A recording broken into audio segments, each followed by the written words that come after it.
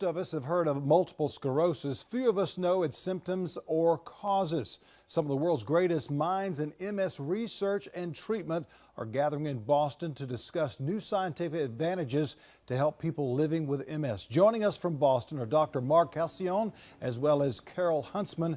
Good morning to both of you, and this is very interesting. Tell us what has been found and what are these minds talking about and thinking about in regards to MS? Good morning. Yes, so the meeting here is the combined American-European Consortium on Treatment and Research in MS. It's the largest MS meeting each year, and this year it's in Boston. Probably about 8,000 participants are here. We've made great strides with MS since the first medicine was approved for MS treatment back in 1993. Now we're up to the point where, although we don't have a cure yet for MS, there are 11 different medicines that may be able to help people slow down the relapses, the symptoms of MS, the progression of disability as well, ranging from the injectable medicines that are given by the patient themselves to oral medications to intravenous medications as well. So since 1993, it's really made some significant strides, although we still have a ways to go yet. Now tell us some of the effects from an individual or on an individual that MS has, because some of our viewers, including myself, might not understand what MS is and some of the different symptoms and effects that occur with the individual. Sure. So MS is a disease where the immune system basically gets confused and someone's immune cells begin to attack their body rather than protect their body, which is typically what happens with the immune system. And the part of the body for MS that's attacked is the brain and spinal cord.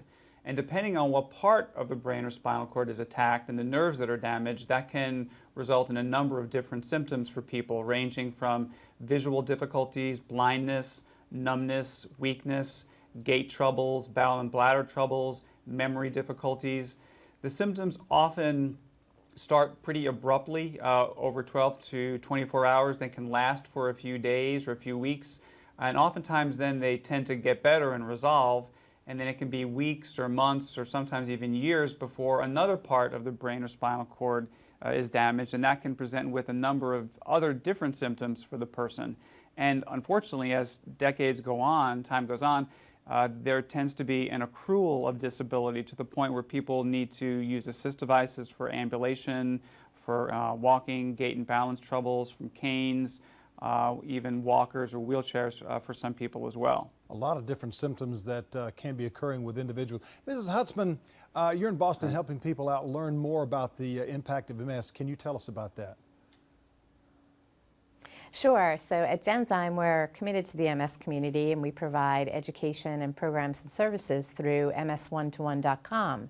And this week, in conjunction with the meeting that Dr. Halcyon told you about, Genzyme is taking on the challenge of educating people about MS in a variety of ways, including hosting a series of events in Boston that will help shed light on some of the challenges those living with MS face.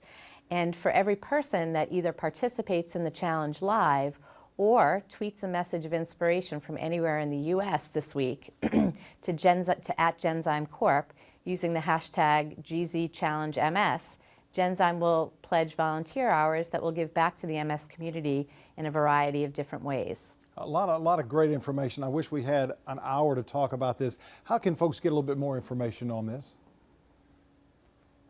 So they can get information at ms121.com.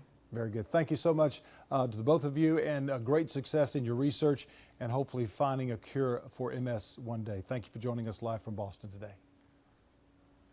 Thanks so much. And stay with us. We've got more Low Country Live in just a moment.